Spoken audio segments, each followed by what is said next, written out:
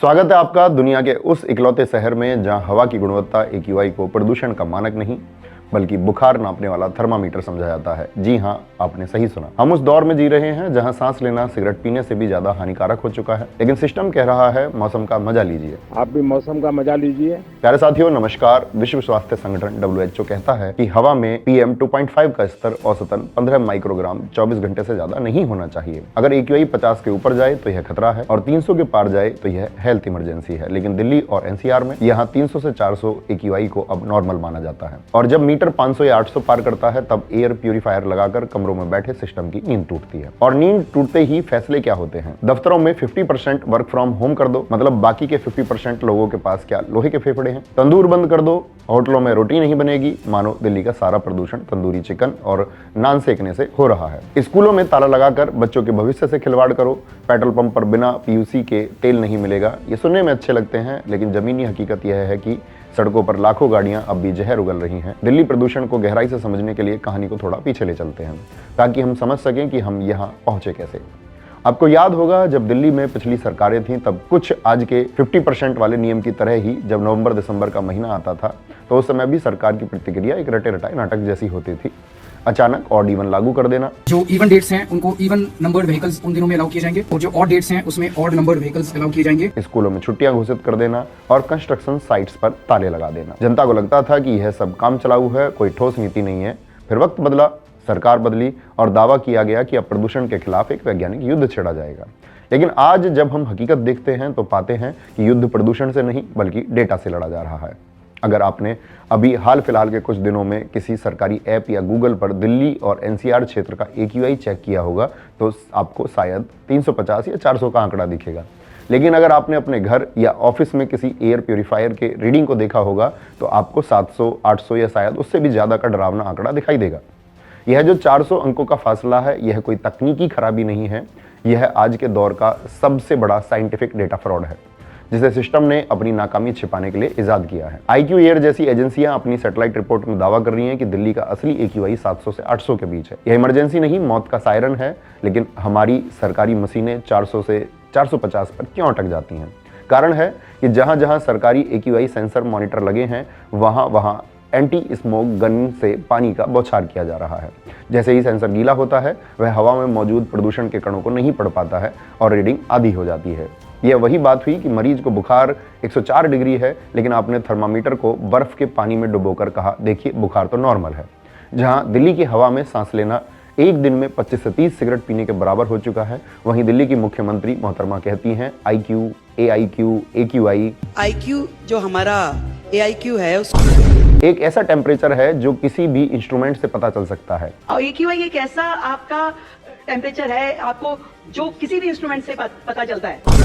इनका पर्यावरण ज्ञान सुनकर नासा के वैज्ञानिक भी सिर पीट लें। पर्यावरण पर इनका यह ज्ञान शायद आने वाले कई दशकों तक केस स्टडी की तरह पढ़ाया जाएगा कि नेताओं को क्या नहीं बोलना चाहिए। सोचिए, जिस शहर में लाखों लोग जहरीली हवा में सांस ले रहे हों, बच्चे नेबुलाइजर पर हों, वहां की मुख्यमंत्री को यह फर्क नहीं पता कि AQI प्रदूषण का सूचकांक है, तापमान का नहीं। पर उनकी जानकारी यही नहीं रुकती। दिल्ली, जिसका क्षेत्रफल लगभग 1483 वर्ग किलोमीटर है, उसे वो किलोमीटर में नाप रही हैं। 1483 किलोमीटर की ये दिल्ली जो है।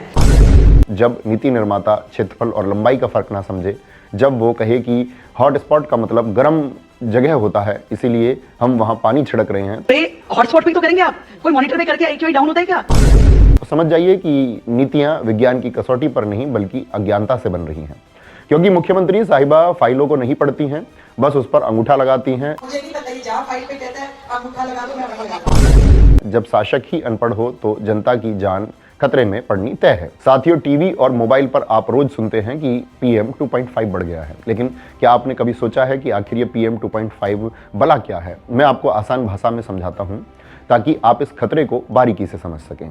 PM का मतलब होता है पार्टिकुलेट मैटर, यानी हवा में मौजूद कण। इसे आसान भाषा में ऐसे समझिए, आप अपने सिर का एक बाल लीजिए, उस एक बाल की मोटाई जितनी है उस पर इस PM 2.5 के 30 कण रखे जा सकते हैं। सोचिए यह कितना महीन है। और इससे खतरा यह है कि PM 10 धूल गर्दा तो हमारी नाक के बाल या गले में फंसकर रुक जाता है और बलगम के जरिए बाहर आ जाता है, लेकिन PM 2.5 इतना छोटा कण है कि यह नाक और गले के बैरियर को तोड़कर सीधा हमारे फेफड़ों, लंग्स में गहराई तक घुस जाता है और वहां से हमारे ब्लड में मिल जाता है। इसी वजह से heart attack, brain stroke, blood sugar और स्वास्थ्य संबंधी बहुत सारी समस्याएं होती हैं।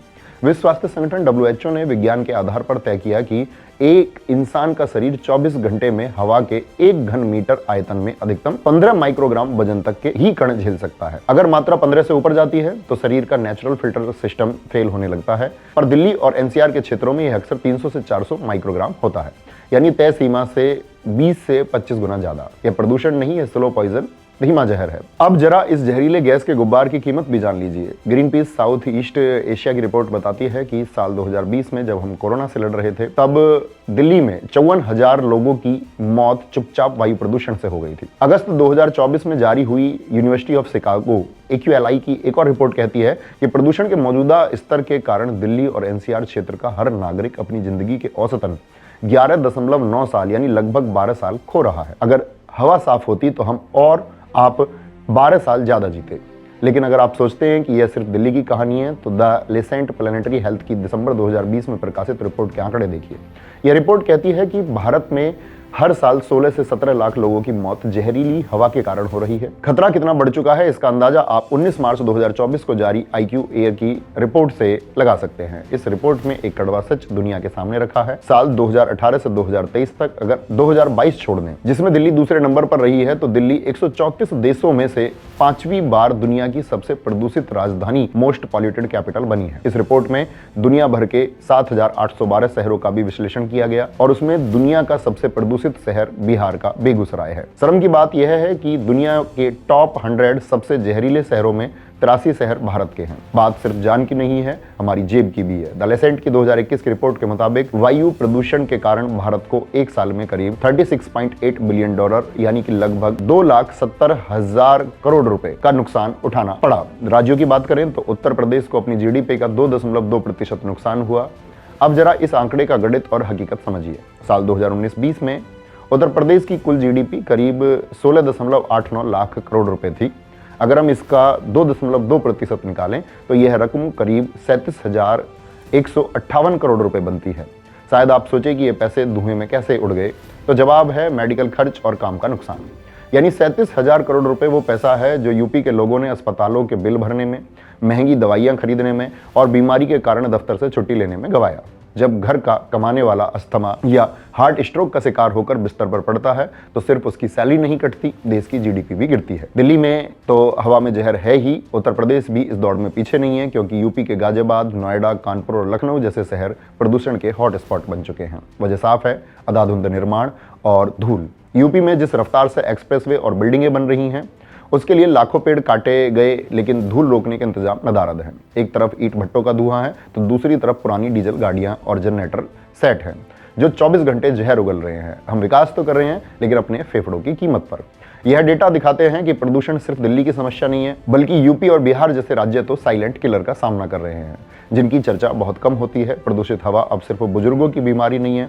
सर गंगाराम और एम्स जैसे अस्पतालों के डॉक्टर्स बता रहे हैं कि दिल्ली के बच्चों के फेफड़े हिमाचल या मैसूर जैसे साफ शहरों के बच्चों के मुकाबले 30% छोटे और कमजोर हो गए हैं। 5 साल के बच्चे जिन्होंने कभी सिगरेट को हाथ नहीं लगाया, उनके फेफड़े चैन स्मोकर जैसे काले पड़ रहे हैं। हम एक ऐसी पीढ़ी तैयार कर रहे हैं जो शायद कभी खुलकर दौड़ ही ना पाए।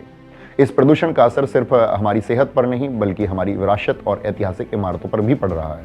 दिल्ली की पहचान Lal Qila, Akshardham, India gate, lotus temple, इन सब की चमक भी फीकी पड़ रही है, क्योंकि प्रदूषित हवा में मौजूद सल्फर और नाइट्रोजन जब नमी से मिलते हैं तो वो पत्थरों पर तेजाब की तरह जम जाते हैं, जिस वजह से ऐसी इमारतों के पत्थर गलने लगते हैं। वैज्ञानिक इसे ब्लैक क्रस्ट कहते हैं, यानी कि पत्थरों का कैंसर। जैसे इंसान के फेफड़े काले हो रहे हैं, वैसे ही दिल्ली के ऐतिहासिक इमारतों के पत्थर भी काले पड़ रहे हैं। अंतरराष्ट्रीय स्तर पर विदेशी मीडिया, चाहे वो न्यूयॉर्क टाइम्स हो या BBC, दिल्ली को एपोकैलिप्स सिटी, महाप्रलय का शहर कह रहा है।